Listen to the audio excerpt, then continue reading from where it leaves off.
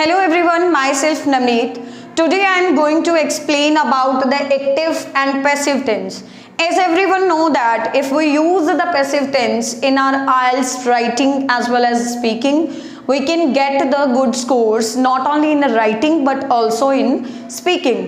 But some of the mistakes are committed by the candidates while they are writing and speaking also, because they do not know how we should use the active tenses and how we should use the passive tenses. While using the passive tenses, they use the subjects. That is totally wrong. So today I will explain about your mistakes and about the main portion of the active and passive tenses. चलो जी start करते हैं। सब तो पहला देखो active tenses किहड़े हुंदे आ and passive tenses की हुंदे आ, what is the main difference in between them. Today we will discuss properly, so be careful and be conscious towards this video.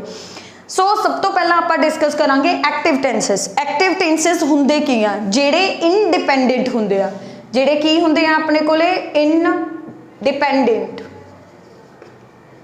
And जिहड़े पैसिव होंदे आ वो की होंदे आ अपने कोले डिपेंडेंट टर्म्स। जिहड़ियां चीज़ां किसी ते निर्भर करदियां ने वो अपने कोले पैसिव टेंस च एक्सप्लेन हुंदा, एंड जिहड़ियां चीज़ां किसी ते निर्भर नहीं करदियां उहदे विच जिहड़ा सबजैक्ट हुंदा, करता धरता हुंदा, खुद काम करदा, उहदे विच आपां एक्टिव पोर्शन यूज करदे हां। फॉर एग्जांपल किवें like subject plus verb the first form plus object, क्योंकि इहदे विच की है जिहड़ा सबजैक्ट है वो पोर्शन खुद वर्क करदा, सो दैट्स वाई अपने कोले इहदे विच सबजैक्ट अगे आऊगा। लाइक फॉर एग्जांपल दे तौर ते आपां यूज कर देंगे हैं, जिमें आपां कह दईए कि आई टीच द स्टूडेंट्स, मैं स्टूडेंट्स नूं टीच करदी हां। हुण तुसीं देखो कि जिहड़े स्टूडेंट्स हैं वो मेरे ते डिपेंड है, मैं स्टूडेंट ते थोड़ा डिपेंड है। स्टूडेंट काहदे लई आउंदे हैं, मतलब स्टडी दे लई, तां उहदे विच कौन डिपेंडेंट है, एक स्टूडेंट डिपेंडेंट है, मैं तां किसी ते डिपेंड नहीं, तां मैं इंडिपेंडेंट सेंटेंस दे विच एक सबजैक्ट नूं एक्सप्लेन किता, that is known as a आई।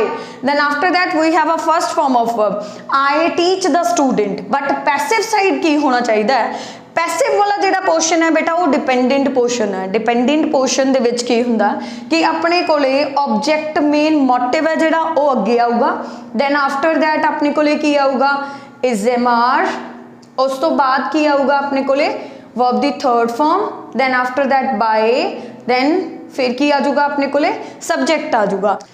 ਇਹਦੇ ਵਿੱਚ ਆਪਾਂ ਨੇ प्रेजेंट टेंस जिवें स्टार्ट किया होया ਉਹਦੇ ਵਿੱਚ ਆਪਾਂ ਨੇ एक्सप्लेन करना है object is am are verb दी third form by plus subject. हुण सब तो पहला the question of the student की हुंदा कि ऑब्जेक्ट किद्दां फाइंड आउट करिए, ऑब्जेक्ट नूं किवें फाइंड आउट करना है। लाइक तुसीं पहला तुसीं सेंटेंस नूं वेरीफाई करो माइंड दे विच, तां ਉਹਦੇ ਵਿੱਚ ਜਿਹੜਾ सबजैक्ट है ਉਹਨੂੰ ਆਪਾਂ लास्ट ਦੇ ਵਿੱਚ यूज करना है ਤੇ ਜਿਹੜਾ मेन मोटिव है ਉਹਨੂੰ ਆਪਾਂ फस्ट ਤੇ यूज करना है। हुण तुसीं देखो डिपेंडेंट टर्म्स ਲੱਭਣੀਆਂ, ਇਹਦੇ ਵਿੱਚ ਆ ਚੀਜ਼ ਨੂੰ रट्टा मार के फटाफट पैसिव टेंसेस नहीं लाने।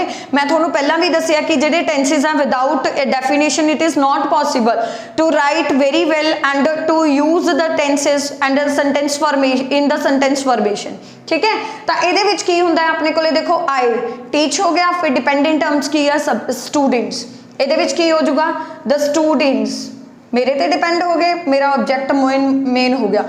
फिर उस तो बाद हेल्पिंग वर्ब की होगा are, the students are taught by me, ਤਾਂ स्टूडेंट है ਜਿਹੜੇ मेरे द्वारा पढ़ाए जाते हैं।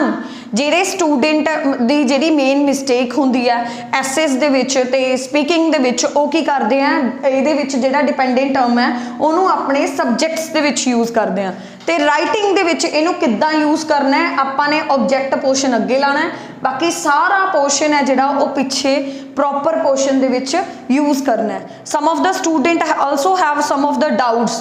If anyone wants to clear your doubts and wants that, I will upload the another video with full of explanation with numerous type of another examples. If any student want to get the good scores in IELTS and want to see my upcoming videos, please subscribe my channel and comment on my. Thank you so much.